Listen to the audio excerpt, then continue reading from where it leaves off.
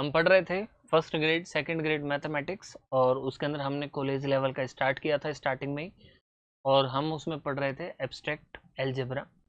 Abstract algebra को जब अपन पढ़ रहे थे तो उसके अंदर हमने थोड़ा सा बेसिक्स के बारे में पढ़ा था, थोड़ी सी हमने जानकारी ली थी कि भाई अमूर्त बीज गणित है, इसके कितने क्वेश्चन आते हैं, हर बार इसके 2 या 3 क्वेश्चन आते ही आते हैं। तो इसके अंदर कल हमने एब्स्ट्रैक्ट एलजेब्रा को जब हम पढ़ रहे थे तब हमने इसको देखा था कि इसको समझने के लिए हमें पहले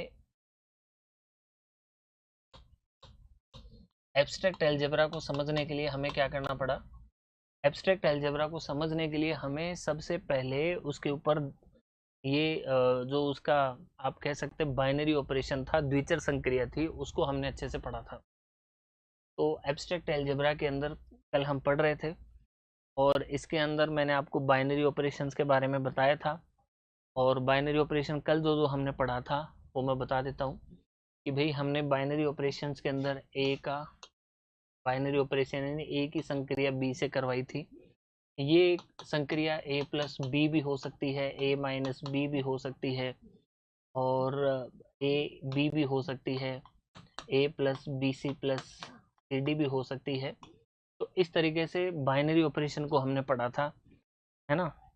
द्विचर संक्रिया को हम पढ़ रहे थे। द्विचर संक्रिया में हमने कहाँ तक इसके अंदर पूरा का पूरा लगभग कितने इसके अंदर सेट होते हैं, कितने इसमें सब सेट होते हैं, वो सारा हमने पढ़ लिया था। ठीक है बेटा, तो आज का स्टार्ट करते हैं टॉपिक। तो बेटा द्विचर संक्रिया के अंदर जो हमने कल पढ़ा था उसी का थोड़ा सा एक रिवीजन लेते हुए एक सवाल लेते हैं। जैसे कोई सेट एस है, ध्यान से देखना बेटा, जैसे कोई सेट है मेरे पास में एस, ठीक है बेटा, जैसे मेरे पास में कोई सेट एस है, तो द्विचर संक्रिया को समझने के लिए कि हमने कल एक बहुत इंपॉर्टेंट बात पढ़ी थी कि कोई भी अगर द्विचर संक्रिया होगी तो उसका जो रिजल्ट आएगा वो उसी सेट में होगा जिससे ए और बी निकल के आए हैं। मतलब अगर मैं ए और बी के बीच में कोई बाइनरी ऑपरेशन करवा रहा हूँ और ए किसी सेट से निकल के आया है, मान लीजिए नेचुरल नंबर, और बी नेचुरल नंबर से निकल के आया है, तो ये जो बाइनरी ऑपरेशन का रिजल्ट आएगा ये रिजल्ट भी मेरा इसमें होना चाहिए। ठीक है, जो समुच्चय है उसमें होना चाहिए, जहां से समुच्चय ए लिया गया है और जहां से समुच्चय बी लिया गया है। तो जहां से ए लिया गया है जहां से बी लिया गया है उन दोनों में से ही बाइनरी ऑपरेशन का जो रिजल्ट आएगा वो भी उसमें ही जाएगा। ये जो बाइनरी ऑपरेशन है यानी कि द्विचर संक्रिया है, ये बिल्कुल फॉलो करती है एक तरह से आप कह सकते हैं फलन को, यानी कि फंक्शन को। ये फंक्शन को पूरा पूरा फॉलो करती है। फंक्शन में जितने जैसे नंबर ऑफ फंक्शंस कितने बन सकते हैं, फलनों की संख्या, तो कल हमने पढ़ा था कि फलनों की संख्या कितनी हो सकती है। फलन की संख्या जितनी होती है उतनी ही द्विचर संक्रियाओं की संख्या होती है। तो फलनों की संख्या होती है, ये भी हमने कल पढ़ लिया था, फलनों की संख्या। तो हमने ये भी पढ़ लिया था फलनों की संख्या। तो जितनी फलनों की संख्या होगी उतना ही हमारा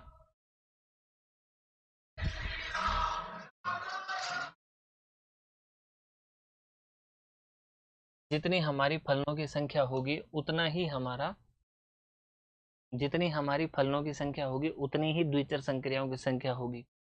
तो फलनों की संख्या कितनी होती है, n की पावर 2। तो द्विचर संक्रियाओं की संख्या भी कितनी होगी, तो हमारे पास द्विचर संक्रियाओं की संख्या तो हमारे पास द्विचर संक्रियाओं की संख्या तो हमारे पास द्विचर संक्रियाओं की संख्या हमारे पास द्विचर संक्रियाओं की संख्या कितनी होगी, n की पावर 2। तो ये हमारी द्विचर, ये हमने कल पढ़ लिया था। अब बेटा अब इसमें एक एग्जाम्पल लेते हैं। जैसे एक एग्जाम्पल मैं आपको कंसिडर कराता हूँ। जैसे कोई समुच्चय एस है, जैसे कोई समुच्चय एस है, एस के अंदर क्या क्या है हमारे पास, पाई है, फिर ए बी है, और फिर हमारे पास ए सी है, और फिर है ए बी सी, ए बी और सी। तो ये हमारे पास कोई सेट है, कोई समुच्चय है एस। तो अगले ने जो सवाल पूछे हैं वो बताते हैं। ये मैंने कल भी लिया था क्वेश्चन, पिछली वीडियो में भी लिया था, पिछले क्लास में भी लिया था। इस बार इसको फिर से मैं आपको समझा देता हूँ। तो जो बाइनरी ऑपरेशन है मेरे पास में, जो बाइनरी ऑपरेशन होगा वो कह रहा है, बाइनरी ऑपरेशन जो आपका हो रहा है, जो बाइनरी ऑपरेशन है यानी कि जो द्विचर संक्रिया है, तो कह रहा है कि कौन कौन सा होगा। जैसे यूनियन, पहला इसके अंदर पॉइंट दे रखा है, इनमें से कौन सा सही होगा, यूनियन। ठीक है, तो यूनियन है एस पर द्विचर संक्रिया है, पहला पार्ट है यूनियन एस पर द्विचर संक्रिया है, यूनियन एस पर द्विचर संक्रिया है, यूनियन एस पर द्विचर संक्रिया है। दूसरा इंटरसेक्शन, इंटरसेक्शन, इंटरसेक्शन एस पर द्विचर संक्रिया है। मतलब कह रहा है कि ना यूनियन बाइनरी ऑपरेशन है या इंटरसेक्शन बाइनरी ऑपरेशन है। तीसरा पॉइंट है दोनों सत्य हैं, दोनों दोनों सत्य हैं, दोनों सत्य हैं। और दूसरा कर देंगे दोनों असत्य हैं। तो ये हमारे पास में पॉइंट है। अब कह रहे हैं इनमें से कौन सा सही है, दोनों असत्य हैं, दोनों सत्य हैं और दोनों असत्य हैं।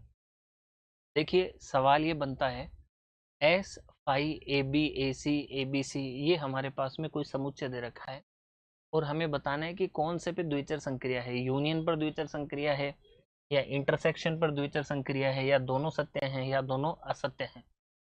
तो देखो यूनियन का मतलब होता है कि हमने यही तो मैंने पॉइंट पढ़ाया है आपको कि अगर आप है ना ए और बी के बीच में, अगर आप ए और बी के बीच में कोई द्विचर संक्रिया कराते हैं तो जो रिजल्ट आता है वो इस सेट में होना चाहिए, जो रिजल्ट आता है वो इस सेट में होना चाहिए। जैसे देखिए ए क्रॉस बी, अगला कह रहा है द्विचर संक्रिया क्या दे रखी है, ए यूनियन बी दे रखा है। तो अब आप एक बात बताइए, अगर मैं फाई का ए इसके साथ यूनियन कराता हूँ, फाई का यूनियन कराता हूँ, देखिए ध्यान से, फाई का यूनियन कराता हूँ ए और बी के साथ, ये मान लीजिए है ना, तो ए और बी, तो इनका फाई का यूनियन कराता हूँ मैं ए और बी के साथ, तो रिजल्ट क्या बनेगा, ए बी आएगा। ठीक है बच्चों, अगर मैं फाई का इसके साथ यूनियन कराऊंगा तो भी मेरा ए बी आएगा। अगर मैं फाई का ए बी सी के साथ यूनियन कराऊंगा तो भी देख लीजिए ए बी सी आएगा। अगर मैं इन दोनों का यूनियन कराऊंगा तो कितना आएगा, ए बी सी आएगा। ए बी सी पहले से मौजूद है समुच्चय के अंदर, सेट के अंदर। अगर मैं ए बी सी का फाई के साथ कराऊंगा तो भी फाई आएगा। इन दोनों का यानी कि जो भी हम बाइनरी ऑपरेशन करवा रहे हैं, जो भी हम यहाँ पे मेथड अप्लाई कर रहे हैं यूनियन, और उन दोनों का अगर अपन रिजल्ट देख रहे हैं तो वो वापस से सेट में आना चाहिए। कुल मिला के ये है कि कोई भी द्विचर संक्रिया आप करवाते हैं, यानी कि वो भी जो एस जो आप ए निकालते हैं वो भी समुच्चय में होना चाहिए, जो दूसरा बी है वो भी समुच्चय में होना चाहिए, और जो इसका रिजल्ट आएगा वो भी समुच्चय में होना चाहिए। तो बाइनरी ऑपरेशन का यानी कि द्विचर संक्रिया का सबसे पहला नियम ये है कि जो आप ऑपरेशन कराते हैं उसका रिजल्ट वापस से किस में जाना चाहिए, सेट में जाना चाहिए। ठीक है बेटा, तो पहला तो सही है।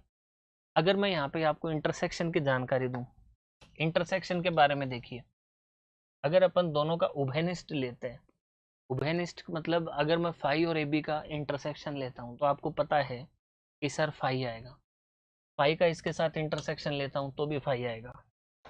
लेकिन आप एक बात नोट करिए, इन दोनों का अगर मैं इंटरसेक्शन लेता हूँ, ए बी का और ए सी का अगर मैं इंटरसेक्शन लेता हूँ तो मेरे पास में ए आता है।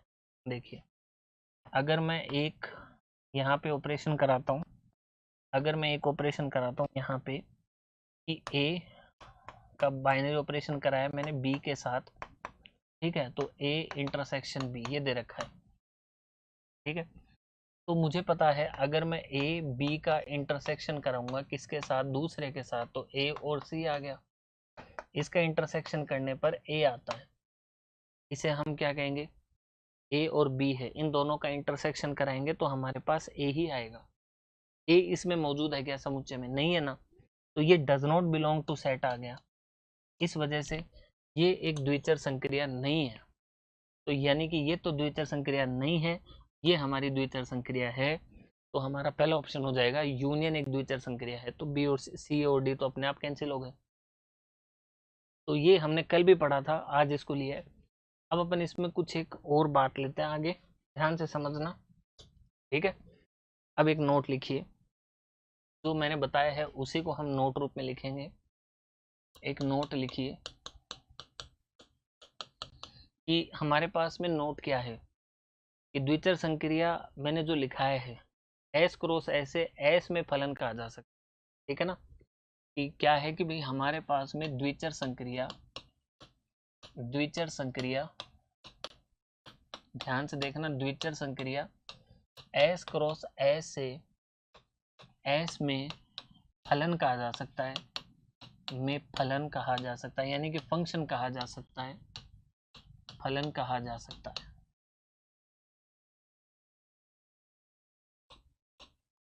फलन कहा जा सकता है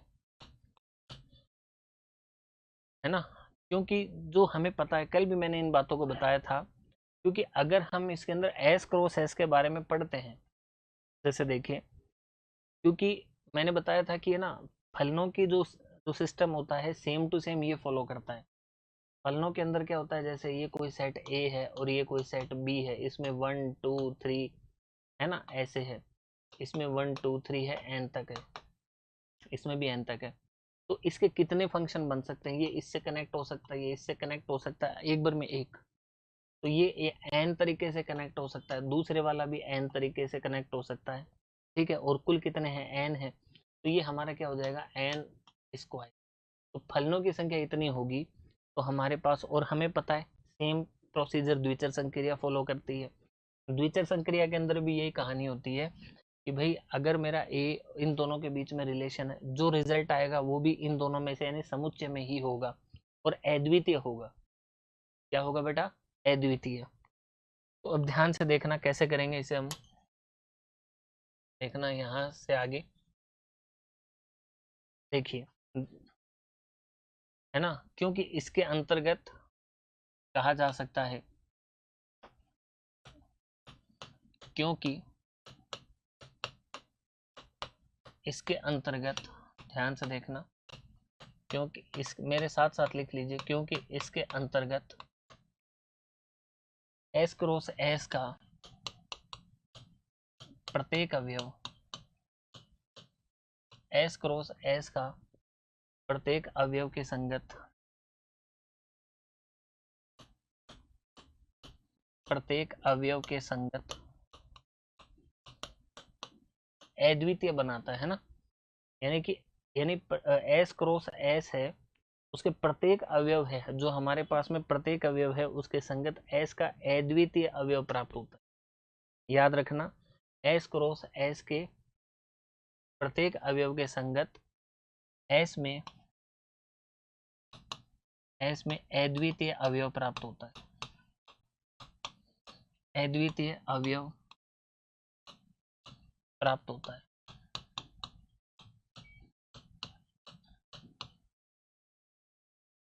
अब इस बात को समझते हैं, देखो द्विचर संक्रिया हमारे पास में एस क्रॉस एस से, ये लिख भी लीजिए साथ साथ में, तो द्विचर संक्रिया एस क्रॉस एस से एस में फलन कहा जा सकता है। क्योंकि फलन क्यों कह सकते हैं, क्योंकि भाई ये बिल्कुल फंक्शन को फॉलो करता है, और इसके अंतर्गत एस क्रॉस एस का प्रत्येक अवयव, क्योंकि ना इसके अंदर क्या होता है, एस क्रॉस एस जो अपने किया है उसका प्रत्येक अवयव एस में अद्वितीय अवयव को प्राप्त होता है।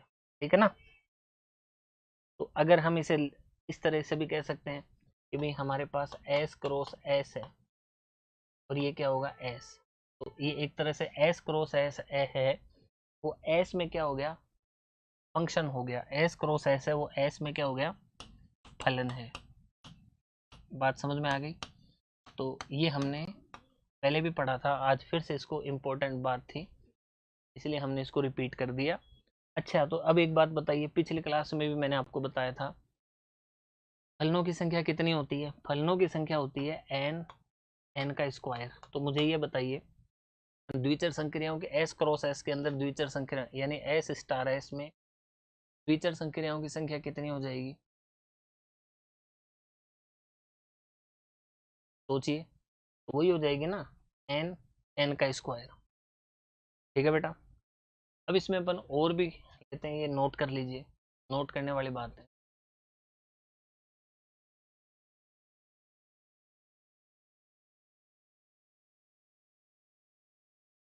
नोट कर लीजिए।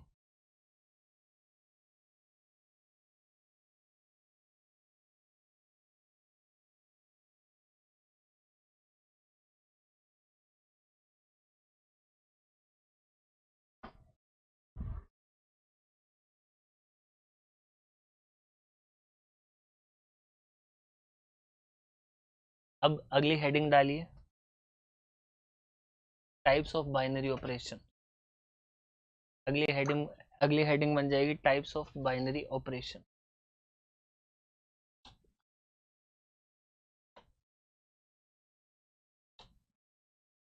Types of binary operation. Types of binary operation, द्विचर संक्रियाओं के प्रकार। द्विचर संक्रियाओं के प्रकार। द्विचर संक्रियाओं के द्विचर संक्रियाओं प्रकार। द्विचर संक्रियाओं के प्रकार कितने होते हैं? सबसे पहला और सबसे इंपॉर्टेंट प्रकार आता है इसमें क्रम विनिमय। क्रम विनिमयता जिसे कहते हैं कम्यूटेटिविटी। बेसिकली अपन इसमें 4 चीजें पढ़ेंगे। पहली चीज होती है क्रम विनिमयता, कम्यूटेटिविटी। इन 4 को ही स्टडी करेंगे, और क्योंकि ग्रुप को समझने के लिए इन 4 चीजों का हमें अच्छे से पता होना जरूरी है। जैसे सबसे पहले आएगा क्रम विनिमयता, तो पहला होगा क्रम विनिमयता। क्रम विनिमयता इसे कहते हैं कम्यूटेटिविटी। इसे कहते हैं कम्यूटेटिविटी। इसे कहते हैं कम्यूटेटिविटी, क्रम विनिमयता। दूसरा हम इसके अंदर पढ़ेंगे साहचर्यता।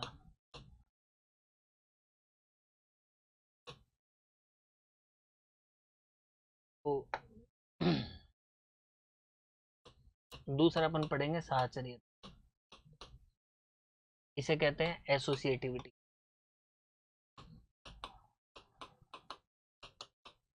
फिर पढ़ेंगे अपन तत्समक अवयव। तत्समक तत्समक अवयव है यहाँ पे, यानी हर एक एलिमेंट का आइडेंटिटी एलिमेंट। इसे कहते हैं आइडेंटिटी एलिमेंट। इसे कहते हैं आइडेंटिटी एलिमेंट। फिर चौथा आता है इसके अंदर प्रतिलोम। प्रतिलोम अवयव, जैसे प्रतिलोम फंक्शन होता है, प्रतिलोम फलन होता है, इनवर्स फंक्शन होता है, वैसे ही इसमें हो जाएगा प्रतिलोम अवयव। प्रतिलोम अवयव, inverse inverse element. Inverse element ये हम पढ़ने जा रहे हैं। देखो, टाइप्स ऑफ बाइनरी ऑपरेशन, यानी कि जो बाइनरी ऑपरेशन है उसमें संक्रियाएं किस तरीके से लगा सकते हैं। तो सबसे पहले उसमें संक्रिया लगाएं, हम उसमें चेक करेंगे क्रम विनिमयता को। क्रम विनिमयता का मतलब होता है, पहले इनको बेसिक से बता देता हूँ, बाद में ये प्राकृत संख्याओं पे कैसे लगेगी, नेचुरल नंबर पे कैसे लगेगी, होल नंबर पे कैसे लगेगी, इंटीजर पे कैसे लगेगी, वास्तविक संख्याएं यानी रियल नंबर पे कैसे लगेगी, उन सबको हम पढ़ेंगे। तो बेटा यहाँ पे है द्विचर संक्रियाओं के प्रकार हो गए हमारे, यहाँ पे क्रम विनिमयता। सबसे पहले बात आती है कम्यूटेटिविटी, यानी कि क्रम विनिमयता, कम्यूटेटिव। तो क्रम विनिमयता का मतलब होता है कम्यूटेटिव, से आप कह सकते हैं क्रम विनिमय। विनिमय का मतलब आप उल्टा सीधा कर सकते हैं विनिमयता। ये क्या होता है?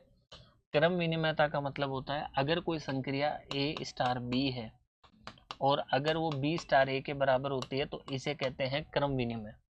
देखिए किसी भी ग्रुप अगर हम बनाएंगे तो अगर मान लीजिए कोई समूह है, कोई समुच्चय है, उसको ग्रुप अगर हमें प्रूव करना है तो उसके लिए पहली चीज हमें क्रम विनिमयता का भी उसमें होना जरूरी है।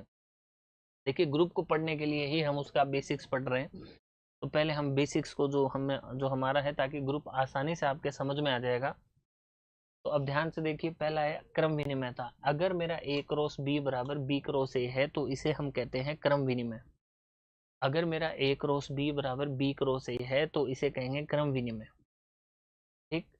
क्रम विनिमय का मतलब, अब जैसे योग और गुणा सदैव ही क्रम विनिमय होते हैं। योग और गुणा ये चीजें अपन लिखेंगे डायरेक्ट, लेकिन मैं बता रहा हूँ। योग, जैसे मान लो अगर मैंने कोई, यहाँ पे एक उदाहरण देता हूँ। अगर कोई समुच्चय दे दिया मैंने एन, एन में आपको पता है प्राकृत संख्याओं का है सारा, और मैंने कहा ए प्लस बी। जब भी क्रम विनिमयता चेक करनी हो तो आप ए बराबर जो सेट दिया जाए, जो समुच्चय दिया जाए, उसमें से कोई भी एक वैल्यू ले ले, बी में कोई वैल्यू ले लें, बी की कोई वैल्यू ले लें। अगर ए प्लस बी बराबर बी प्लस ए आता है तो वो क्रम विनिमय होगा। जैसे अगर मैं ए है तो पहले ही हमें अगले ने डिफाइन कर दिया कि समुच्चय एन है, और द्विचर संक्रिया का नियम ये है कि अगर मेरा ए इसमें से आएगा, बी भी मेरा इसमें से आएगा, तो द्विचर संक्रिया का जो रिजल्ट होगा वो भी मेरा इसमें ही होना चाहिए। तो जैसे मेरा 2 ले लिया मैंने और यहाँ पे 5 ले लिया, तो मेरा यहाँ पे बी 5 प्लस 2 भी मेरा कितना होगा? 7 ही होगा दोनों साइड में। तो दोनों साइड में मेरा 7 7 आ गया। इसका मतलब योग संक्रिया प्राकृत संख्याओं में क्या है? क्रम विनिमय है। इसका मतलब योग संक्रिया इसका मतलब योग संक्रिया प्राकृत संख्याओं में क्रम विनिमय है। ठीक है बेटा, योग संक्रिया प्राकृत संख्याओं में क्रम विनिमय है। और अगर मैं इसी को दूसरी जगह देखूं, अगर मैं इसको माइनस में देखूं, ठीक है, ये तो हो गई योग संक्रिया, मतलब एक तरह से प्लस बता दिया। अगर मैं इसको माइनस में आपको बताना चाहूँ तो a माइनस बी है, क्या वो b माइनस ए के बराबर होगा? चाहे प्राकृत संख्याओं में डाल दो। जैसे अगर मैंने 2 में से 5 घटाया तो मैं 5 में से 2 घटाऊंगा, तो ये तो आएगा -3 और ये आएगा 3। क्या ये बराबर है? नहीं है। और ये यहाँ भी डिफाइन नहीं हो रहा, क्योंकि -3, अगर मैं प्राकृत संख्याओं की बात कर रहा हूँ तो -3 योग जो जो भी संक्रिया आपकी बनती है, चाहे आप कह सकते हैं घटाने की संक्रिया हो, माइनस भी एक संक्रिया तो हुई। जैसे अगर मैं इसी सवाल को थोड़ा सा एक्सटेंड करता हूँ, प्राकृत संख्याओं की बात करता हूँ, कि मैंने कह दिया a क्रॉस बी बराबर a माइनस बी। मैंने कहा a क्रॉस बी बराबर a माइनस बी, तो a भी मुझे n में से उठाना होगा, फॉर नेचुरल नंबर की बात कर रहा हूँ। अगर मैं a प्राकृत संख्याओं में से उठाता हूँ, जैसे 2 है, माइनस का 3 है, a मैंने इसमें से उठाया, तो ठीक है, तो ये तो आ जाएगा मेरा a cross b a minus b, तो -1। क्या मेरा -1 वापस प्राकृत संख्याओं में है? नहीं है ना। तो पहली बात, ये द्विचर संक्रिया ही नहीं है, यानी कि जो व्यवकलन है, जो घटाना है, जो सब्सट्रैक्शन है, वो पहली बात द्विचर संक्रिया ही नहीं है। तो क्रम विनिमय होना तो बहुत दूर की बात है। पहली बात, ये द्विचर संक्रिया ही नहीं है, क्रम विनिमय होना तो दूर की बात है। अब मैं इसको 1 बाय 1 एक एक चीज आपको लिखाता जा रहा हूँ। अब मेरे साथ साथ ध्यान से देखना। अब इसके साथ साथ मेरे साथ साथ लिखें। देखिए इसके नोट्स रूप में आप बनाएं, क्योंकि अगर जो मैं लिखा रहा हूँ आप उस अकॉर्डिंग चलते हैं तो किसी किताब की आपको ज़रूरी नहीं पड़ेगी। जैसे देखिए, जैसे हमारे पास में पहला बनता है क्रम विनिमयता। पहला बनता है टाइप्स ऑफ बाइनरी ऑपरेशन है, उसके अंदर पहला आता है क्रम विनिमयता। क्रम विनिमयता विनिमयता इसे कहते हैं कम्यूटेटिविटी।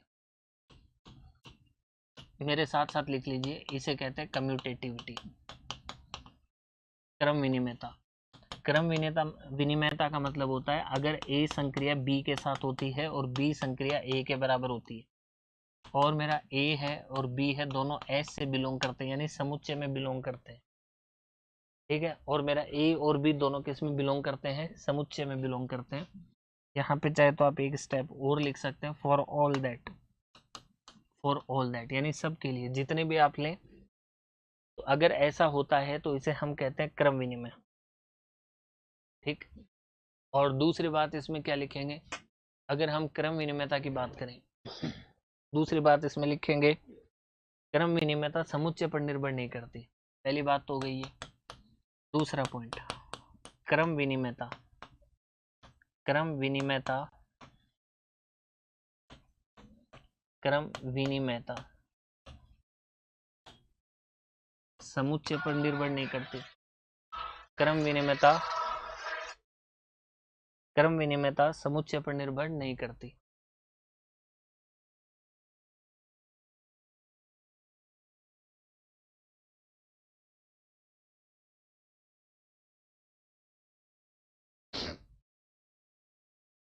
क्रम विनिमयता समुच्चय पर निर्भर नहीं करती।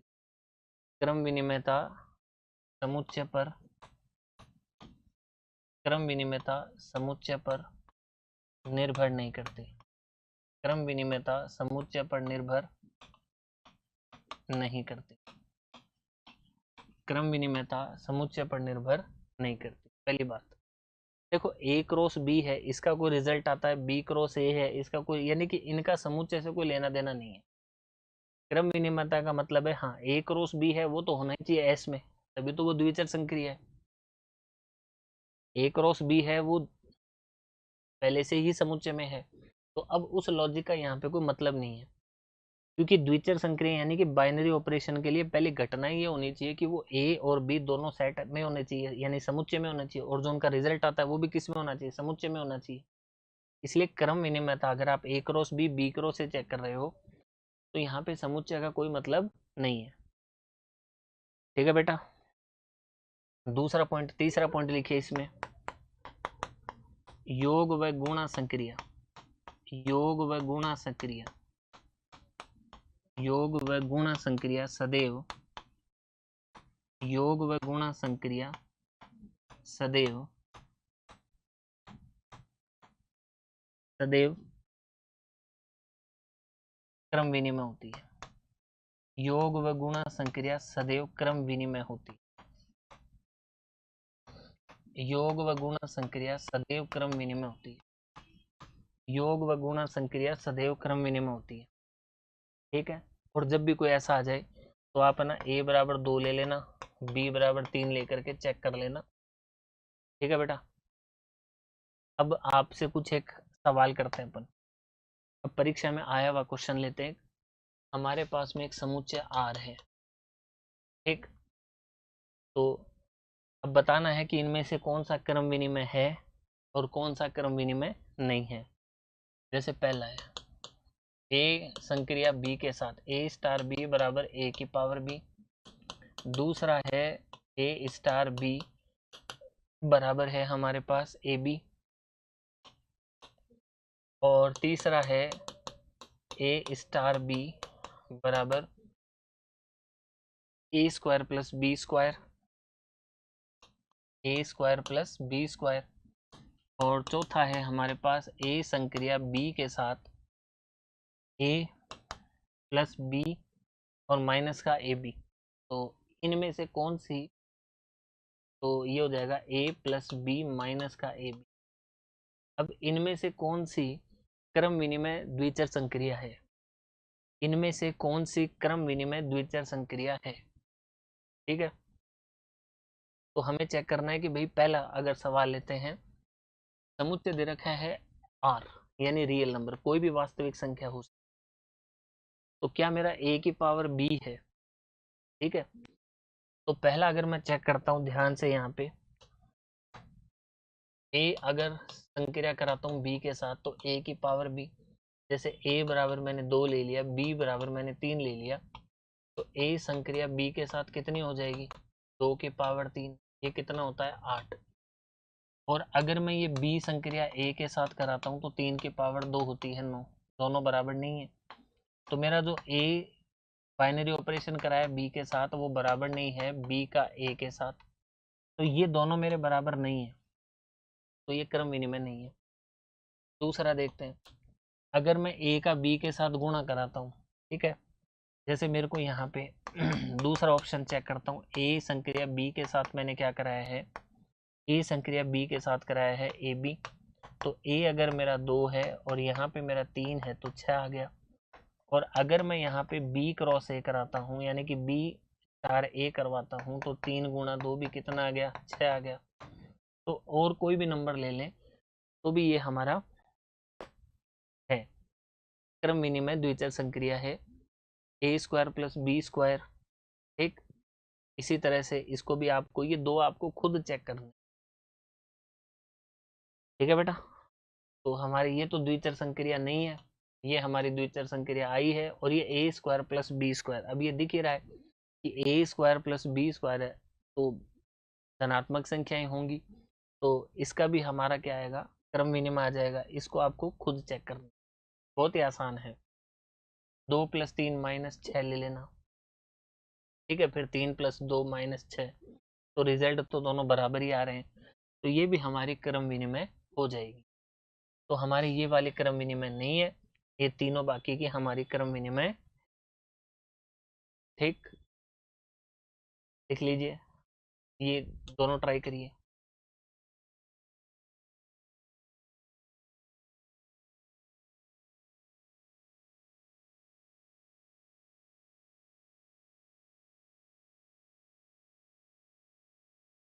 अब एक इम्पोर्टेंट नोट,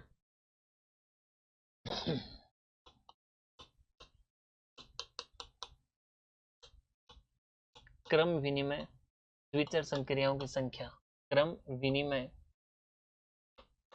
क्रम विनिमय द्विचर संक्रियाओं की संख्या, क्रम विनिमय द्विचर संक्रियाओं की, द्विचर संक्रियाओं की संख्या।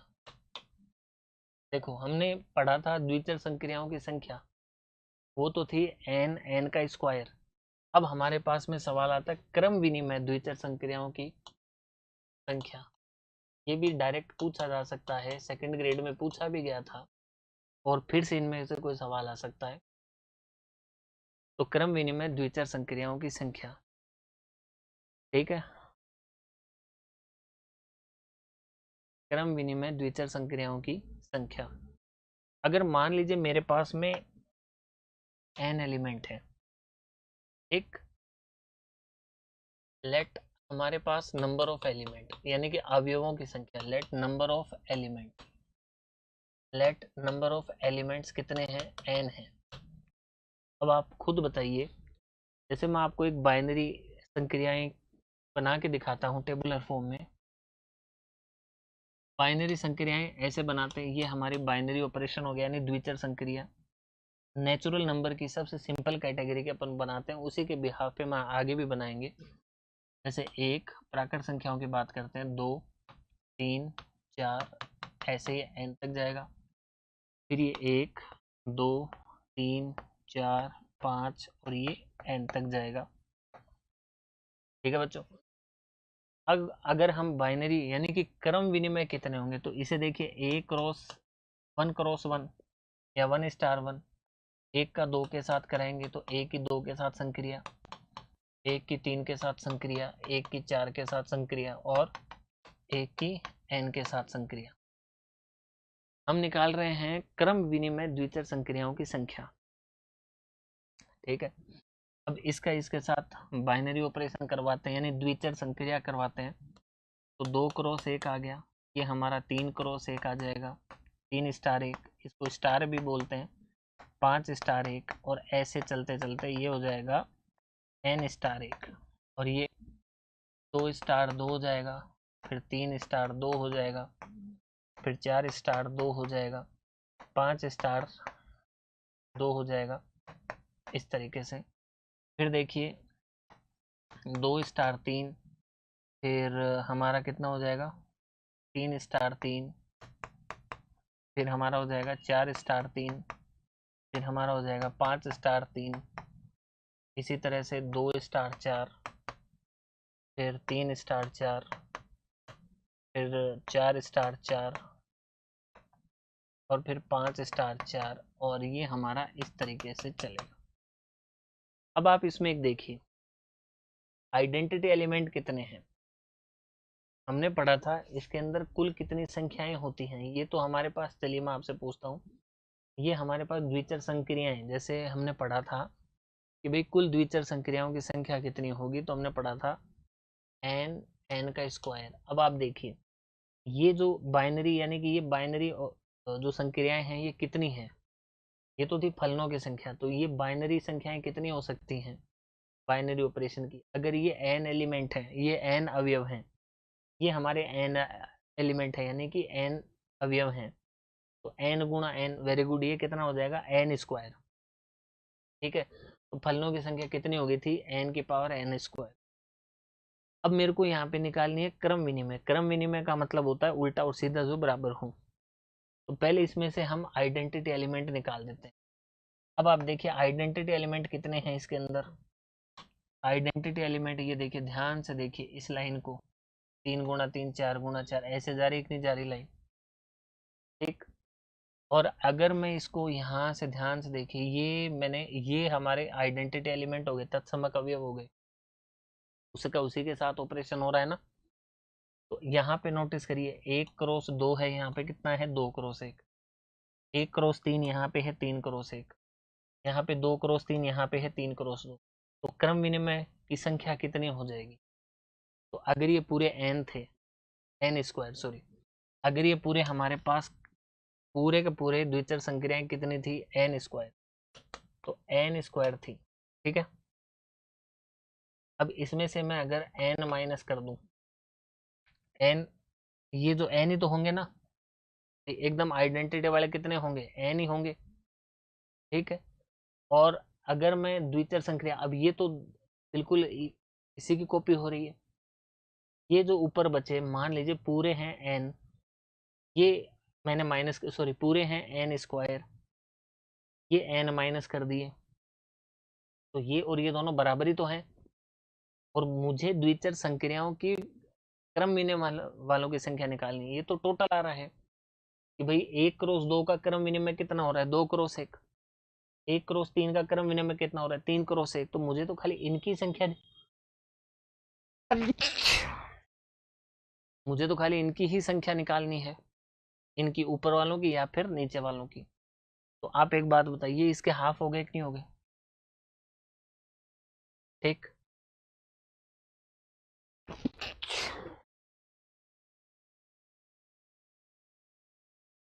और अब हम इनको भी ले लेते हैं, तो प्लस का एन, तो कितना हो गया ये n square minus n plus का 2n अपॉन में 2। तो ये हो जाएगा एन स्क्वायर प्लस का 2n अपॉन में 2। इसे अगर ध्यान से देखें तो ये कितना हो जाएगा हमारा, एन कॉमन ले लेंगे तो एन इंटू एन प्लस, हाँ सॉरी ये सिंगल एन आएगा, ये हो जाएगा हमारा n square plus n upon 2। तो ये हो जाएगा n into n plus 1 upon, और नंबर ये हो जाएगा एन की पावर। तो यहाँ पे हम लिख लेंगे क्रम विनिमय द्विचर संक्रियाओं की संख्या। क्रम विनिमय, क्रम विनिमय द्विचर संक्रियाओं की संख्या, क्रम विनिमय द्विचर संक्रियाओं की संख्या, क्रम विनिमय द्विचर संक्रियाओं की संख्या।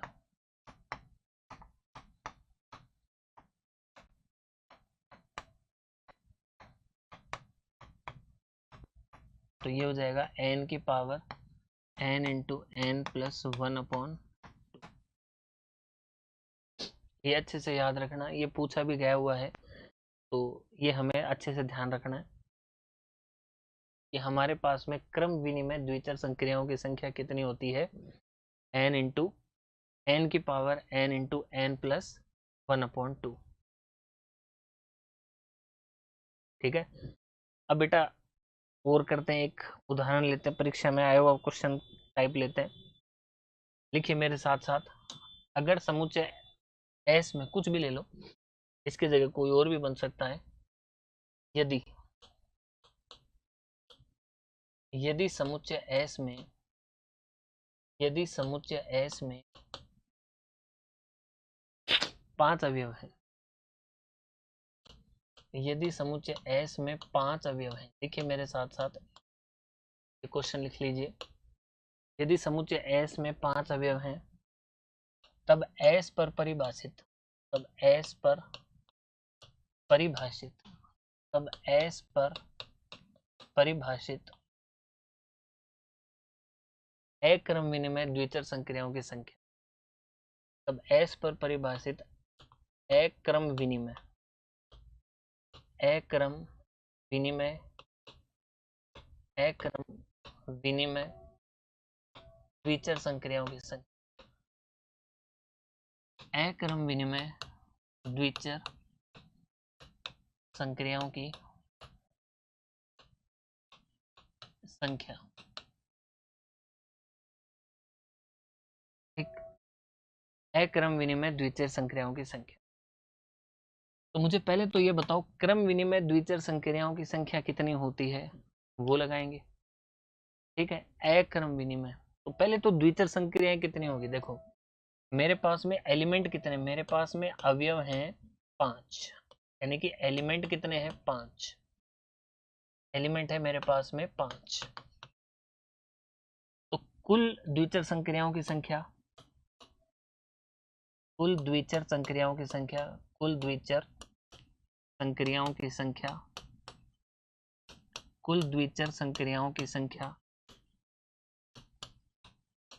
ठीक है, कुल द्विचर संक्रियाओं की संख्या कितनी हो जाएगी, हमने पढ़ा था n का स्क्वायर, यही तो होता है, यही फॉर्मूला लगा देता हूं, n का स्क्वायर यानी कि 5 और 5 की पावर 2 यानी कि 5 की पावर 25।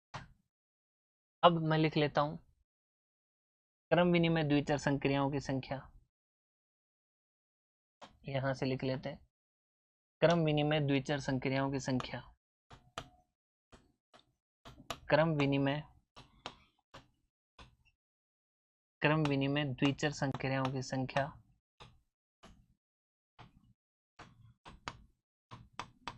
क्रम विनिमय द्विचर संक्रियाओं की, क्रम विनिमय द्विचर संक्रियाओं की संख्या। ये कितना हो जाएगा, ये हो जाएगा मेरे पास, अभी अभी पढ़ा था n की power n into n plus 1/2, तो बेटा ये हो जाएगा n की जगह 5, 5 इंटू 6/2, तो ये हो जाएगा 5 की पावर 15। तो ये था, ये तो आ गई क्रम विनिमय द्विचर संक्रियाओं की संख्या, वो आ गई कुल द्विचर संक्रियाओं की संख्या। तो अक्रम विनिमय द्विचर संक्रियाओं की संख्या, तो अक्रम विनिमय, ये हो जाएगा अक्रम विनिमय द्विचर, अक्रम विनिमय अक्रम विनिमय द्विचर संक्रियाओं की संख्या, अक्रम विनिमय द्विचर संक्रियाओं की संख्या, अक्रम विनिमय द्विचर संक्रियाओं की संख्या कितना हो जाएगा बेटा, ये अक्रम विनिमय द्विचर संक्रियाओं की संख्या हो जाएगा, इसमें से टोटल में से इसको घटा दो, 5 की पावर 25 है ना, माइनस 5 की पावर 15, तो कॉमन ले लो, 5 की पावर 15 कॉमन ले लिया, तो 5 की पावर 10 माइनस 1 आ जाएगा, ये हमारा आंसर आ गया। अगर मेरे पास में ये बना 5 की पावर 15, ठीक है, 15 तो कॉमन ले लिया, ठीक है बेटा, मेरे पास कितना बचा, 5 की पावर 25 माइनस 5 की पावर 15। ठीक, पावर है, पावर तो डिवाइड में माइनस होती है, ये आंसर आ जाएगा, ये ऊपर वाला लिख दो। जिस भी फॉर्मेशन में आपका आंसर दे रखा हो उसी फॉर्मेशन में हम आंसर बना देंगे। ठीक है बेटा, तो ये हो गई हमारी अक्रम विनिमय द्विचर संक्रियाओं की संख्या। लिख लीजिए, जिसको नहीं समझ में आया ध्यान से देख लीजिए।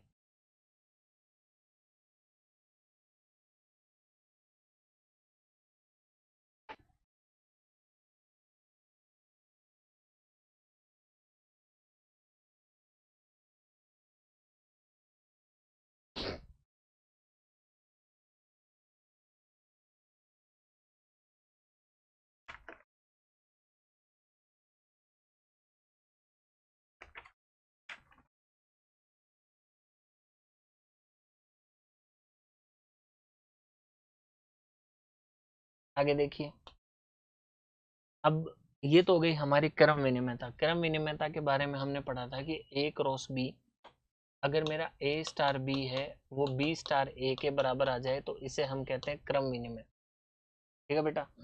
अब अपन बात करते हैं साहचर्यता। साहचर्यता का मतलब होता है एक तरह से एसोसिएटिविटी, यानी कि एक ए का बी के साथ रिलेशन है, फिर सी के साथ जो रिलेशन है। जैसे देखिए, अब अगला टॉपिक है साहचर्यता यानी एसोसिएटिविटी। एसोसिएटिविटी, एसोसिएटिविटी के अंदर क्या होता है? साहचर्यता। साहचर्यता, एसोसिएटिविटी यानी साहचर्यता।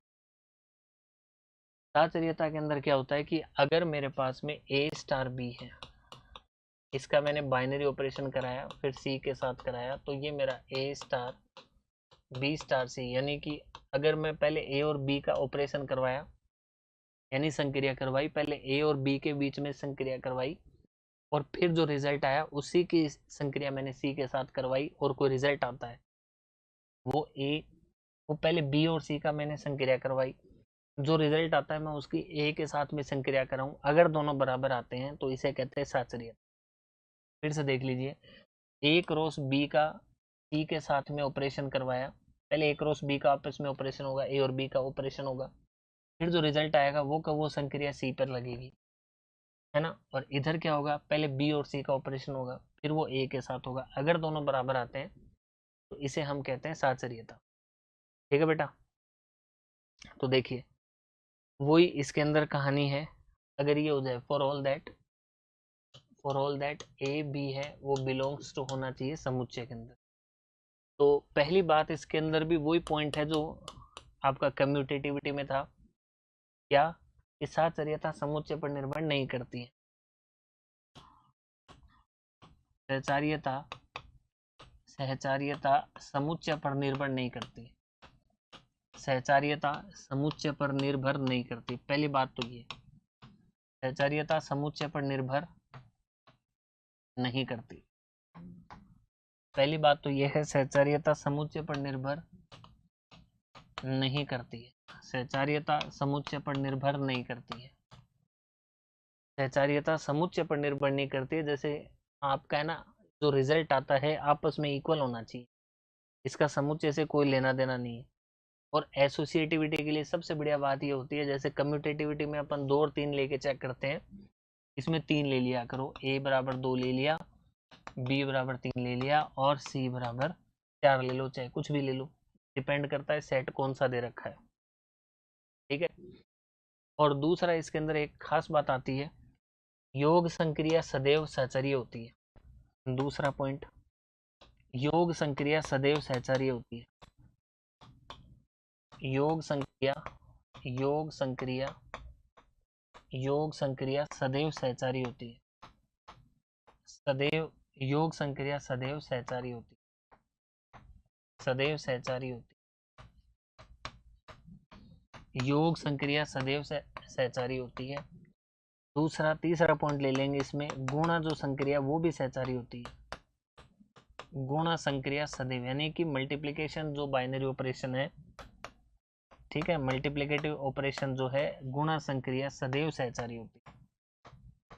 जैसे जो कम्यूटेटिव में था वो इसी में है कि योग और गुणा सदैव हमारा क्या होता है, आप कह सकते हैं कम्यूटेटिव होता है। कम्यूटेटिव का मतलब हो गया हमारा कि भाई क्रम विनिमय, और इसके अंदर हो गया हमारा योग संक्रिया सदैव सहचारी होती है, और गुणा संक्रिया भी सदैव क्या होती है? सहचारी होती है। ये भी हमारी सदैव सहचारी होती है। ये भी हमारी सदैव सहचारी होती है। 2 बातें। तीसरी बात,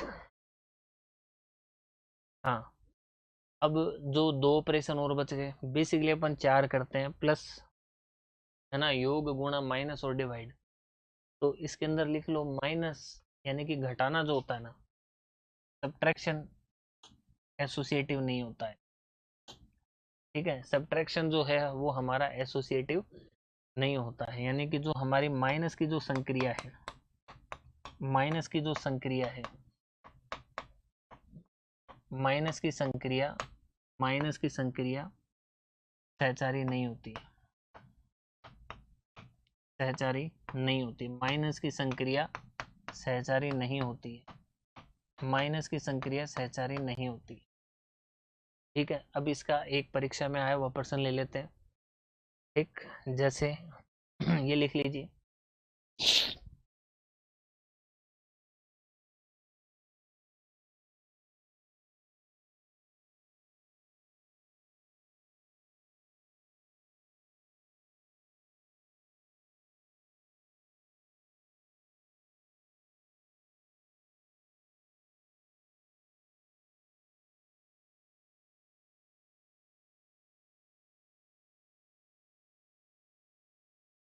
ये एसोसिएटिविटी।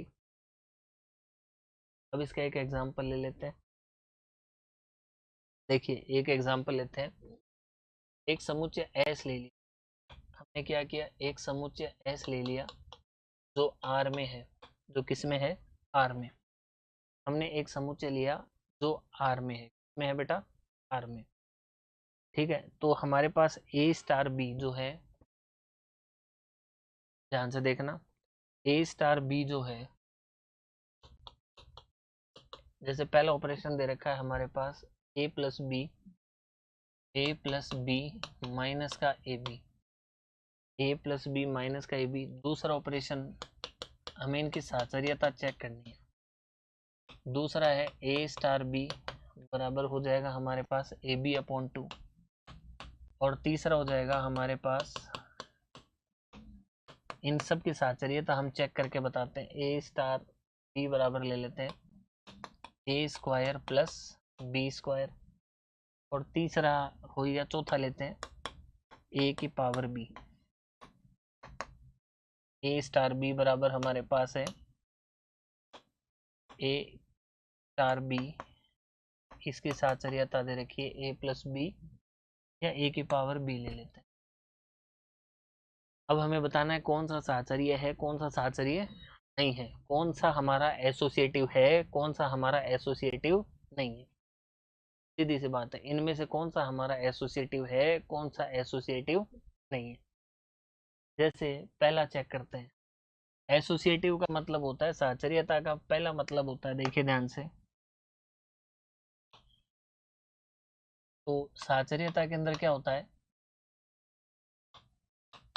साचर्यता के अंदर होता क्या है, यानी एसोसिएटिव में होता क्या है कि ए क्रॉस बी है, इसका जो ऑपरेशन है वो होता है हमारा, ए का बाद में करा दो तो बी क्रॉस सी। तो पहले एलएचएस में आपको बता देता हूँ, ए क्रॉस बी, यानी कि हमारे पास सवाल दे रखा है, जैसे कुछ भी आप मान भी सकते हैं। अब वो रियल नंबर में बिलोंग कर रहा है तो कुछ भी नंबर ले लो। जैसे मैंने यहाँ पे ए बराबर ले लिया 1, बी बराबर या 2 3 4 ले लो, चाहे, या रियल नंबर है तो नेगेटिव ले लेना, कोई फर्क नहीं पड़ेगा। तो 2 ले ले, ठीक है, 2 ले लेते हैं, 2 ले लिया, बी बराबर 3 ले लिया, और सी बराबर 4 ले लिया।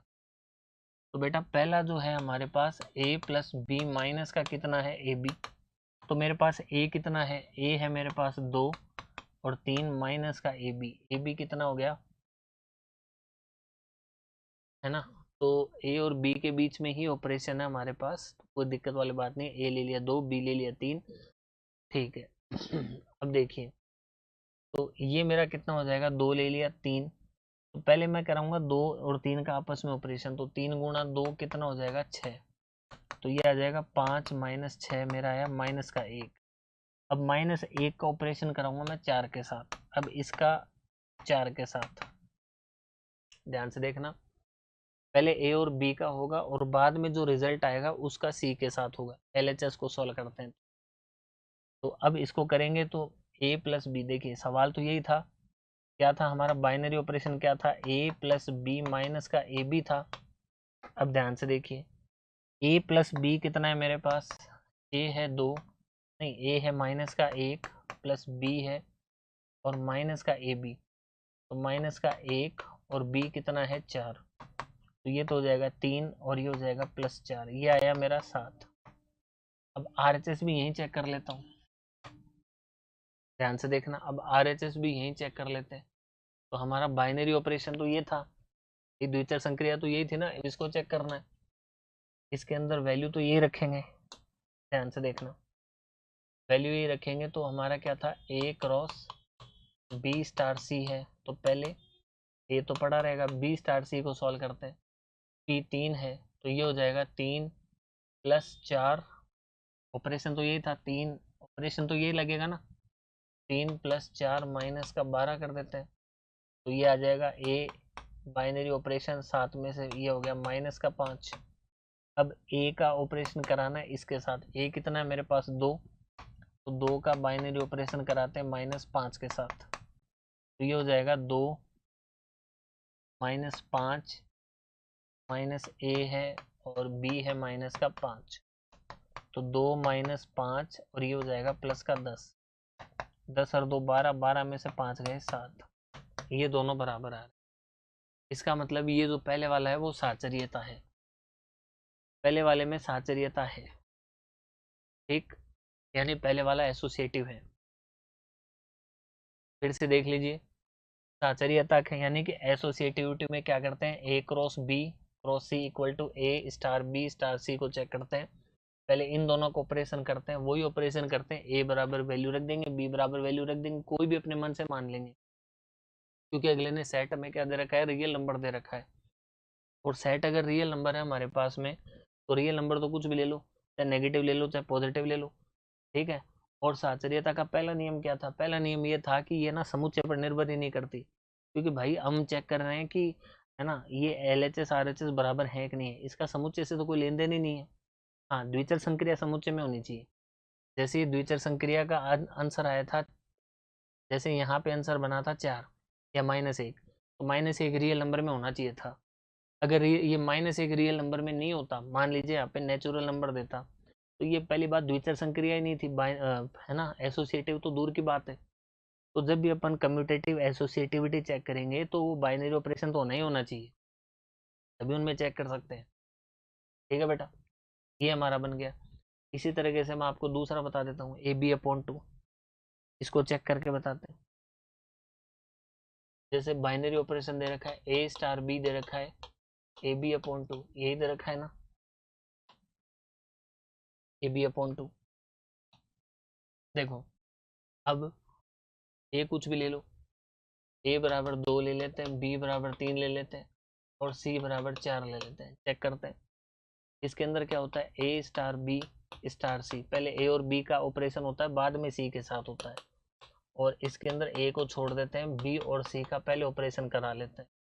तो अब आप खुद देखिए, ए स्टार बी स्टार सी है तो ए बी यानी कि 2 + 3, सॉरी हमारे पास ऑपरेशन दे रखा है ए बी अपॉन 2, तो 2 × 3 अपॉन में 2 हो जाएगा, और फिर कर देंगे ये, एक ये हो गया, और ये मेरा स्टार में यहाँ पे सी लगा देता हूँ, तो ये 2 से 2 3 आ गया, 3 का स्टार कराना है सी के साथ, अब सी कितना है मेरे पास 4, तो 3 स्टार 4, ध्यान से देखना ये कैसे ऑपरेशन होगा, ये होगा 3, यानी ए की जगह 3 रख दो, बी की जगह 4 रख दो, तो 3 × 4 अपॉन 2, ये आ गया मेरा 6।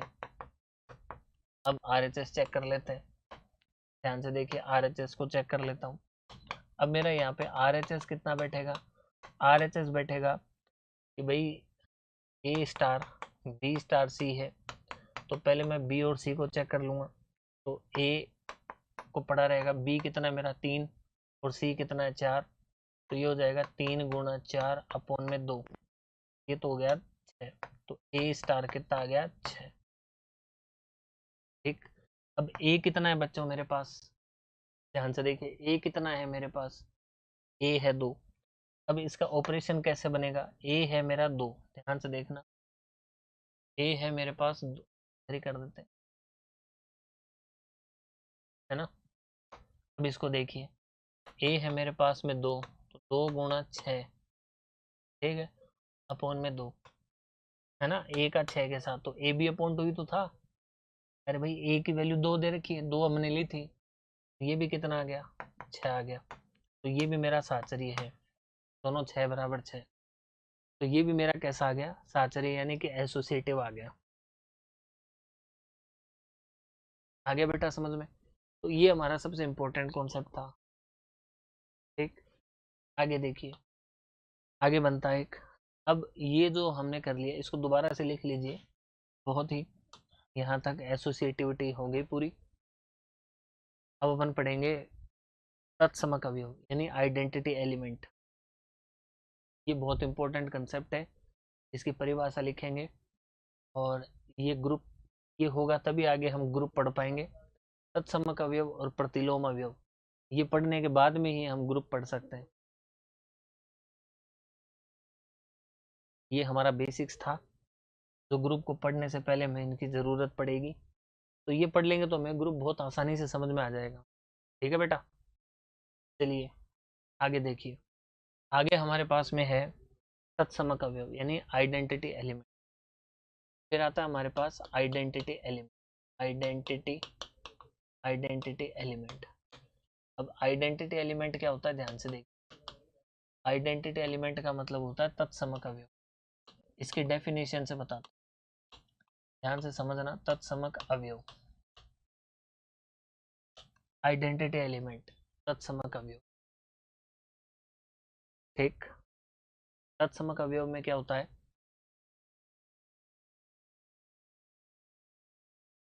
आइडेंटिटी एलिमेंट यानी कि तत्समक अवयव।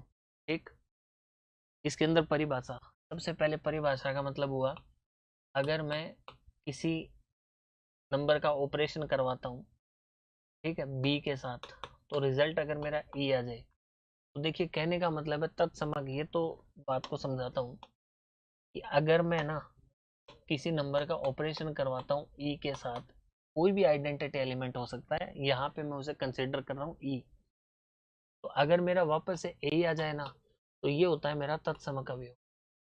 अगर किसी का मैं ऑपरेशन करवाता हूँ, ए और बी का ऑपरेशन करवाता हूँ और वापस मेरा ए आ जाए, वापस मेरा क्या आ जाए, ए आ जाए, तो इसे मैं कहता हूँ तत्समक अवयव, यानी कि ए है वो तत्समक अवयव है। जैसे एक एग्जांपल, योग संक्रिया के लिए, जैसे मैंने ए स्टार बी, यहाँ पे मैंने योग संक्रिया ले ली, यहाँ पे मैंने योग संक्रिया ले ली।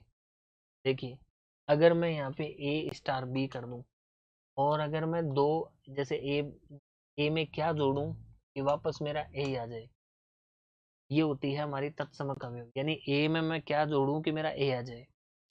बात समझ में आ गई। ए में मेरे को क्या ऐड करना चाहिए कि मेरा वापस से ए आ जाए। क्लियर है। ए में मैं क्या जोड़ूं कि मेरा वापस से ए आ जाए, तो ध्यान से देखना। तो ए में ऑब्वियसली सीधी सी बात है, जीरो जोड़ना पड़ेगा। इसलिए हमेशा याद रखना कि ए का योग तत्समक अवयव यानी कि योग संक्रिया का तत्समक अवयव हमेशा जीरो होता है ना। एडिशन बाइनरी, अगर बाइनरी ऑपरेशन एडिशन वाला है, एडिशन वाला बाइनरी ऑपरेशन है, उसका रिजल्ट हमेशा क्या है, उसका योग संक्रिया की मतलब जो उसका आइडेंटिटी एलिमेंट आएगा वो हमेशा जीरो होगा। योग संक्रिया का योग संक्रिया का आइडेंटिटी एलिमेंट हमेशा जीरो होगा। ठीक, योग संक्रिया का आइडेंटिटी एलिमेंट हमेशा कितना होगा, जीरो होगा। समझ में आ गई बात। अब देखिए, इसको थोड़ा और समझाते हैं। अब मेरे साथ साथ इसमें लिखिए। देखिए, थोड़ा सा लिखना पड़ेगा हमें, ठीक है। तो इसके लिए हमें कोई समुच्चय सेट लेना पड़ेगा, यानी कि, है ना, यदि किसी समुच्चय एस में, यदि किसी समुच्चय एस में, यदि किसी समुच्चय, यदि किसी या किसी समुच्चय एस में, है ना, ई है वो तत्समक अवयव कहलाएगा। किसी समूह, यदि को हटा दो, फिर किसी समुच्चय एस में, किसी समुच्चय, किसी समुच्चय एस में, किसी समुच्चय एस में तत्सम ई है, ई तत्समक अवयव, ई तत्समक अवयव, ई तत्समक अवयव कहलाता है या कहलाएगा, ई तत्समक अवयव कहलाएगा। ठीक है, यानी किसी समुच्चय एस में ई है वो तत्समक अवयव कहलाएगा। ठीक है, या इसको थोड़ा और अच्छे से लिख लो, किसी समुच्चय एस में, है ना, तो बाइनरी ऑपरेशन द्विचर संक्रिया भी लिख ले। द्विचर संक्रिया में, द्विचर संक्रिया में, द्विचर संक्रिया में, द्विचर संक्रिया में ई तत्समक अवयव कहलाएगा यदि, यदि ए स्टार ई बराबर, वापस से क्या आ जाए मेरा, ए आ जाए, यदि मेरा ए स्टार ई बराबर ए आ जाए, और इधर से ध्यान से देखें, और ई स्टार ए बराबर ए आ जाए, यानी ए की बात है, इसे कहते हैं ए स्टार ई, ए स्टार ई बराबर ई स्टार ए बराबर ए आ जाए, तो इसे कहते हैं ये जो मेरा बाई साइड में है, ठीक है, ये तो हो गया मेरा इधर एक, तो इसको कहेंगे दक्षिण और इसको कहेंगे वाम, इसको कहेंगे left, sorry right identity element, right identity element, और इसे कहेंगे वाम। देखो ये दाई साइड में है इसलिए राइट आइडेंटिटी, और इसे कहेंगे left identity element, left identity element. ये हो गया मेरा दो, एक तो हो गया मेरा राइट आइडेंटिटी एलिमेंट, एक हो गया मेरा लेफ्ट आइडेंटिटी एलिमेंट, ठीक है बेटा। तो यानी कुल मिला के किसी समुच्चय एस में ई का तत्समक अवयव कहलाता है, यानी कोई भी समुच्चय है उस, तो कोई भी समुच्चय एस है उसमें ई है ना, ई वो तत्समक अवयव कहलाएगा, यानी कि आइडेंटिटी एलिमेंट कहलाएगा, ठीक है। कब, जब ए क्रॉस ई बराबर मेरा कितना आ जाए, ए आ जाए, या ई क्रॉस ए बराबर मेरा ए आ जाए, तो अगर वो ए क्रॉस ई है तो उसे हम क्या देंगे, राइट हैंड आइडेंटिटी एलिमेंट, और अगर ई क्रॉस है तो उसे हम लेफ्ट हैंड आइडेंटिटी एलिमेंट, क्योंकि आइडेंटिटी एलिमेंट किधर है, इधर राइट में है इधर लेफ्ट में है, इसलिए इनका ऐसा नाम पड़ गया, ठीक है, लिख लीजिए।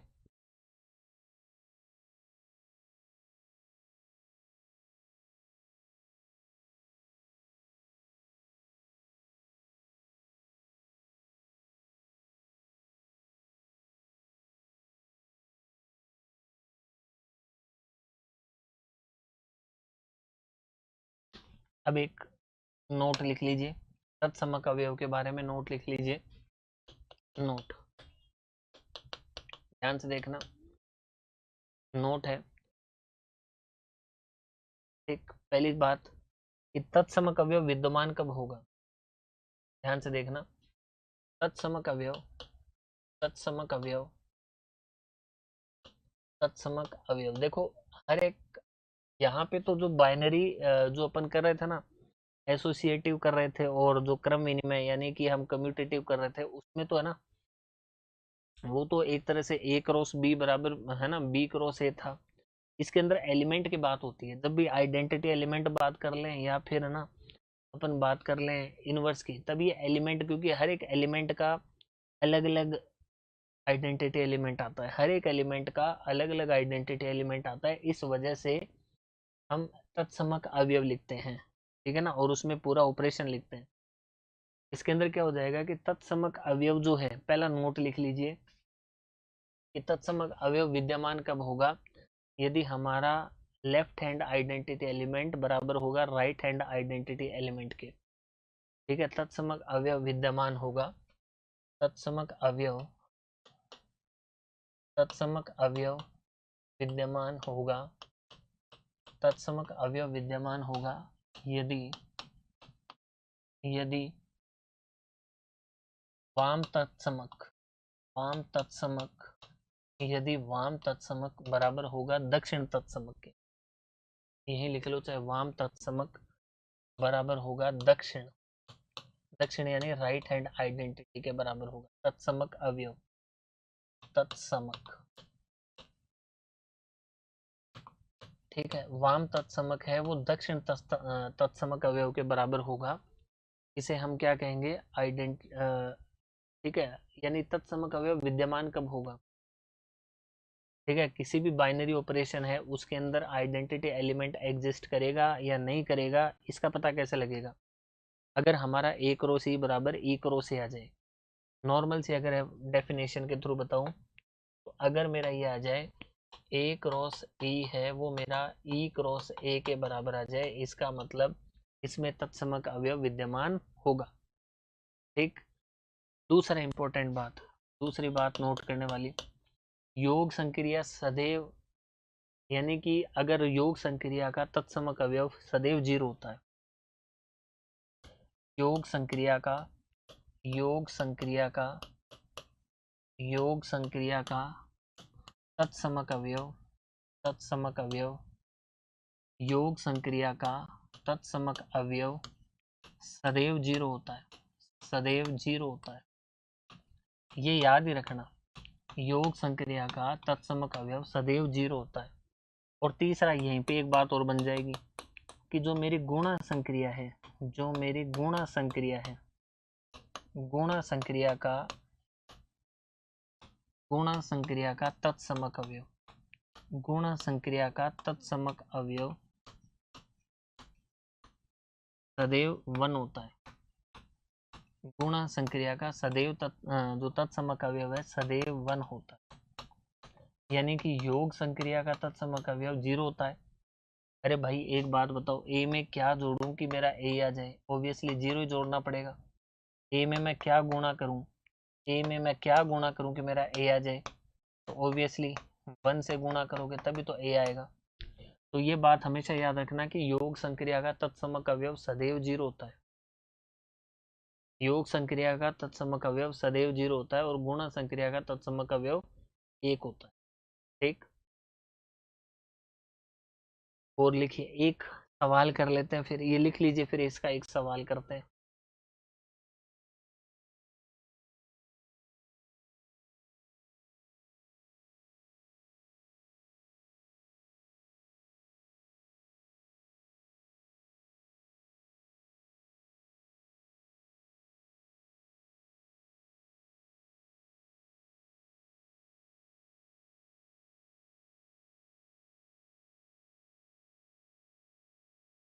देखिए, योग संक्रिया का तत्समक अवयव सदैव 0 होता है।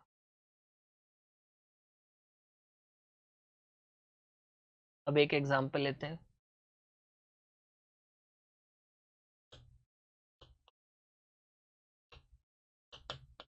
जैसे कोई एक समुच्चय R है, सेट R है, समुच्चय R -1, ठीक है, और हमें दे रखा है ए बाइनरी ऑपरेशन है बी के साथ, द्विचर संक्रिया है बी के साथ, ए प्लस बी माइनस का ए बी, ठीक है। तो इसका तत्समक अवयव निकालना है। तो इस द्विचर संक्रिया का तत्समक अवयव, तत्समक अवयव, द्विचर संक्रिया का हमें क्या निकालना है? तत्समक अवयव, द्विचर संक्रिया का तत्समक, द्विचर संक्रिया का हमें क्या निकालना है? तत्समक अवयव निकालना है। तो मेरे पास हो जाएगा ए स्टार बी।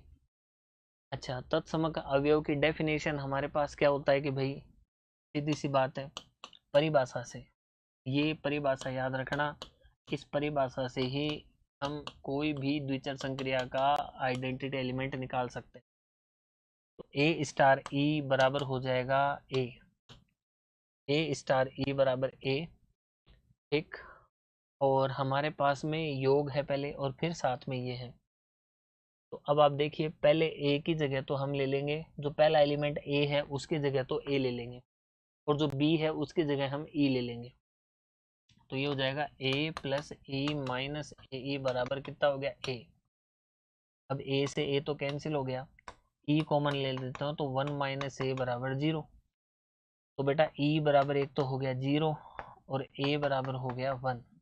अब यहाँ पे देखो, ई बराबर 0, तो जो हमारा ई है वो कितना आ गया? 0, और ए आ गया 1। अब एक बात यहाँ पे नोट करने वाली है, देखना, ये जो ए है वो 1 आ गया, यानी कि ये तो मैं ले ही नहीं सकता। क्यों? क्योंकि अगले जो हमारा ए है वो बिलोंग तो इस सेट को ही करेगा ना, जो ए है वो बिलोंग तो इस सेट को ही करेगा, और ए तो मैं ले ही नहीं सकता, ठीक है ना। तो ए की वैल्यू तो 1 हो ही नहीं सकती, ए इज नॉट इक्वल टू 1, ठीक है ना भाई, ए है वो 1 तो हो ही नहीं सकता, तो मेरे पास में क्या हो गया, एक ही चीज बची, तो ई बराबर मेरे पास में कितना आ गया, 0।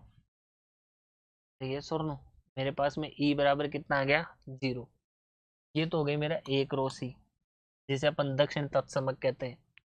अब अगर मैं वाम तत्समक की बात करता हूँ, वाम तत्समक मैंने बताया था ना, तत्समक, वाम तत्समक की बात करते हैं।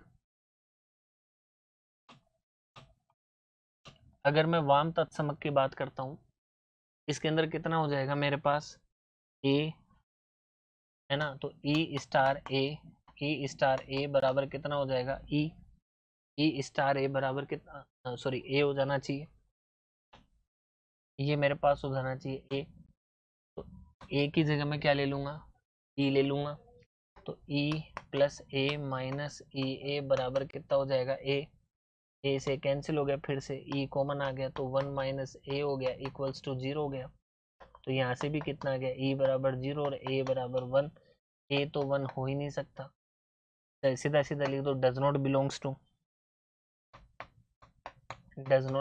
टू आर, है ना, ठीक, तो ए तो मैं ले ही नहीं सकता, ए तो मैं ले ही नहीं सकता, क्योंकि अगले खुद ने ही कहा है कि ए का मान क्या नहीं हो सकता, 1 नहीं हो सकता, तो हमारा तत्समक अवयव क्या आ गया, 0, ठीक है, तो हमारा तत्समक अवयव, हमारा तत्समक अवयव क्या हो जाएगा, हमारा तत्समक, हमारा तत्समक अवयव क्या हो जाएगा, तत्समक अवयव हो जाएगा 0। देखिए इसके अंदर कुछ नहीं किया हमने, हमने इसके अंदर एक रो सी निकाला, तो एक रो सी निकाला, बाद में एक रो से निकाला, अब एक रो से ई और एक रो से ए निकाला, तो दोनों को ध्यान से देखा, तो हमें पता लग गया कि भाई ई का 0 आ रहा है, उधर भी 0 आ रहा है, इसका मतलब इसका तत्समक अवयव विद्यमान है, और तत्समक अवयव कौन सा है, 0 है इसमें, क्योंकि मेरा वाम पक्ष और दक्षिण पक्ष दोनों बराबर आ गए, वाम तत्समक अवयव और दक्षिण तत्समक अवयव दोनों हाथ आ गए, और दोनों ही बराबर आ गए, और दोनों ही मेरे 0 आए, तो यहाँ पे तत्समक अवयव विद्यमान है, और उस तत्समक अवयव की वैल्यू कितनी है, 0 है,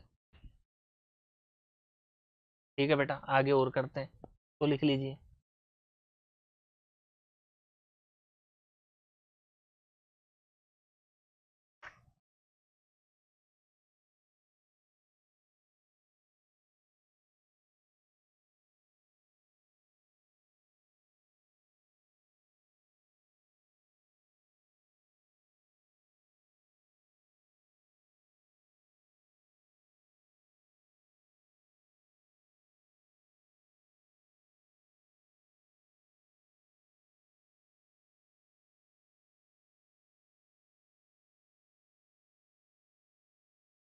अब आगे करते हैं।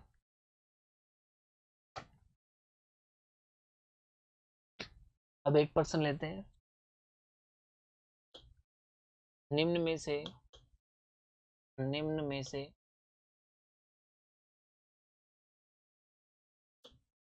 निम्न में से किस समुच्चय में दी गई संक्रिया, किस समुच्चय में, किस समुच्चय में, किस समुच्चय में दी गई संक्रिया, दी गई संक्रिया, निम्न में से किस समुच्चय में दी गई संक्रिया का तत्समक अवयव, का तत्समक अवयव, का तत्समक अवयव, का तत्समक अवयव विद्यमान है, निम्न में से किस समुच्चय में दी गई संक्रिया का तत्समक अवयव विद्यमान है, पहला ऑप्शन एन में योग संक्रिया का, एन में योग संक्रिया का, एन में योग संक्रिया का, एन में योग संक्रिया का, दूसरा एन में योग संक्रिया का, दूसरा जेड में व्यवकलन का, जेड में घटाव का, घटाव को ही हम व्यवकलन कहते हैं, व्यवकलन या सब्ट्रैक्शन, व्यवकलन या घटाओं में व्यवकलन का। तीसरा आता है n में a क्रॉस b, n में a क्रॉस b बराबर 3ab, बराबर 3ab के लिए, 3ab के लिए। और फिर देखिए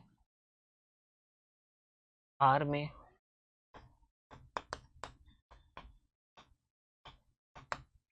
में ठीक a क्रॉस b बराबर हो जाएगा a स्टार b बराबर दे रखा है ab/2। अब ये सवाल आप खुद लिख लीजिए, ये खुद करना है, अगर नहीं आता है तो मैं बता दूंगा, लेकिन बहुत आसान है।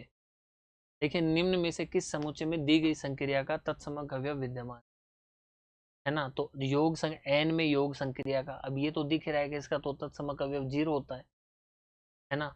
अब देखो n में योग संक्रिया का तत्समक अवयव, अब आप खुद देखिए क्या n में योग संक्रिया का तत्समक अवयव विद्यमान है क्या। n में योग संक्रिया का, n में योग संक्रिया का तत्समक अवयव विद्यमान है क्या।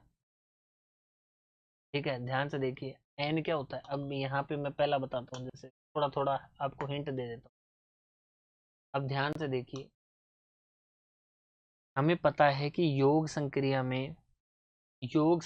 में तत्समक अवयव हमेशा 0 होता है। ये लाइन मैंने लिखाई है, योग संक्रिया में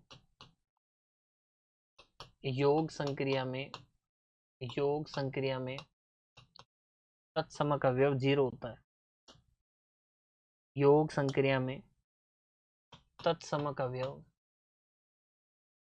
योग संक्रिया में तत्समक अवयव सदैव 0 होता है, सदैव 0 होता है। अब एक बात बताइए, योग संक्रिया में तत्समक अवयव सदैव 0 होता है, तो क्या 0 है वो नेचुरल नंबर में आ सकता है क्या, प्राकृत संख्याओं में आ सकता है क्या। नेचुरल नंबर में नहीं आ सकता ना, तो 0 does not belongs to natural number. ठीक है, तो इसलिए विद्यमान नहीं है, अतः है विद्यमान। अब इसको हिंदी में कैसे भी लिख लो, अतः है योग संक्रिया में तत्समक अवयव विद्यमान नहीं है। लिख लो, अतः है योग संक्रिया में, अतः है योग संक्रिया में तत्समक अवयव विद्यमान नहीं है। तत्समक अवयव, अतः है योग संक्रिया में तत्समक अवयव विद्यमान नहीं है, अतः योग संक्रिया में तत्समक अवयव विद्यमान नहीं है, अतः योग संक्रिया में तत्समक अवयव विद्यमान। ठीक, दूसरा आता है हमारे पास जेड में। अब जेड का मतलब होता है ए, घटाओ में आप खुद दिमाग लगाइए, है ना। तो जेड हमारा क्या होता है, पहले ध्यान से देखना, जेड में माइनस के लिए, है ना। तो जेड में माइनस के लिए देखिए, जेड में जेड क्या होता है मेरा, माइनस इन्फिनिटी से लेकर के -3, -2, -1, 0, 1, 2 ऐसे ही तो होता है। अब इसमें तत्समक अवयव विद्यमान है या नहीं है, तो पहली बात तत्समक अवयव विद्यमान है या नहीं है, तो ध्यान से देखिए तत्समक अवयव विद्यमान, मैं फिर से बता रहा हूं, तत्समक अवयव विद्यमान है या नहीं है। तत्समक अवयव विद्यमान है या नहीं, इसके लिए क्या करते हैं हम, इसके लिए क्या करते हैं, ए स्टार ई बराबर करते हैं ई स्टार ए, और ये बराबर आना चाहिए ए के। इसे कहते हैं दक्षिण यानी कि राइट हैंड या राइट आइडेंटिटी एलिमेंट। इसे अपन क्या कहते हैं, राइट आइडेंटिटी एलिमेंट, और इसे हम कहते हैं लेफ्ट आइडेंटिटी एलिमेंट। तो मैं आपको करके दिखाता हूँ, कोई भी नंबर ले लीजिए, जैसे मैंने 2 लिया, ठीक है।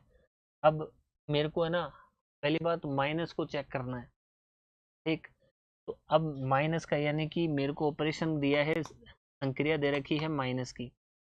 तो अगर मान लीजिए मैं a बराबर 2 लेता हूँ, तो 2 माइनस, है ना, तो 2 माइनस ई कितना होगा, 2 माइनस ई कितना होगा। अब एक तरह से आप एक बात देखिए कि भाई अगर मैं इसमें घटाने का देखता हूँ, ठीक है, तो 2 माइनस ई मेरा कितना हो जाएगा, और ई जो है अब एक तरह से प्लस और माइनस दोनों योग संक्रिया के लिए तो होगा प्लस और माइनस।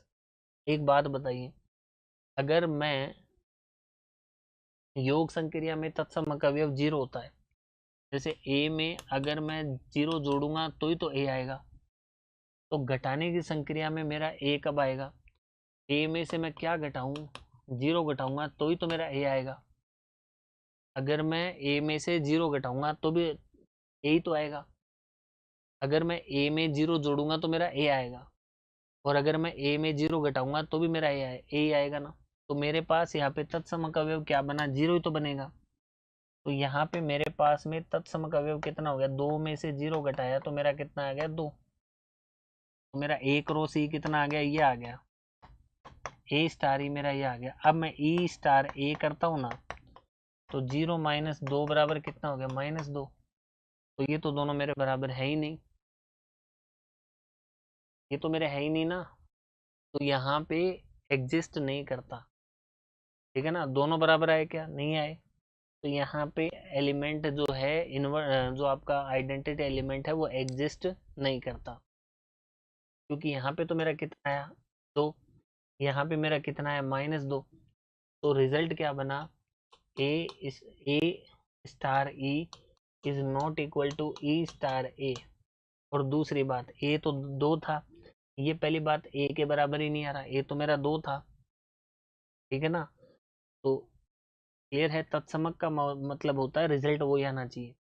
अगर मैं 0 में से 2 घटाता हूँ, मेरा तो -2 आ रहा है, ठीक है, -2 आ रहा है, तो -2 तो ए के बराबर नहीं है ना। तो आप इसको ऐसे भी कह सकते हैं, नॉट इक्वल टू ए। और यहाँ पे ये भी कह सकते हैं कि दोनों बराबर नहीं आया, इसलिए यहाँ पे इस सवाल के लिए तत्समक अवयव विद्यमान नहीं है। तत्समक अवयव, यहाँ पे तत्समक अवयव विद्यमान नहीं है, विद्यमान नहीं है, ठीक है बेटा, ये लिख लीजिए। अब मैं इसके बाद में एक सवाल आपको घर के लिए देता हूँ, ठीक है, कोशिश करना बनाने की, बनता है तो बहुत अच्छी बात है, नहीं बनता है तो अपन बताएंगे ही आपको। ये तो करने ही करने, इसके पीछे के तीनों पार्ट भी करने हैं, इसके पीछे के ये तीनों पार्ट करने, जेड में मैंने बता ही दिया, योग में बता ही दिया, ये आपको 2 खुद करने, ठीक है। एक सवाल मैं आपसे करवाता हूँ, या फिर ये 2 कर लीजिए, बाकी के आपको और करवा देंगे, ठीक है ना। तो बेटा ये हमने आज तत्समक अवयव तक इसको पढ़ लिया। तत्समक अवयव के अंदर बात ये थी कि भाई आइडेंटिटी एलिमेंट भी कहते हैं, हमने क्रम विनिमयता को पढ़ा, हमने एसोसिएटिविटी को पढ़ा, ठीक है, और आइडेंटिटी एलिमेंट को पढ़ा। अब एक प्रतिलोम अवयव बच गया। प्रतिलोम अवयव पढ़ने के बाद में हमारे पास ग्रुप के लिए पूरा बेसिक तैयार हो चुका होगा, तो ग्रुप समझने में आपको काफ़ी आसानी रहेगी, ठीक है बेटा। तो उम्मीद करता हूँ आपके यहाँ तक समझ में आ गया होगा सभी के, ठीक है बेटा, thank you, have a nice day.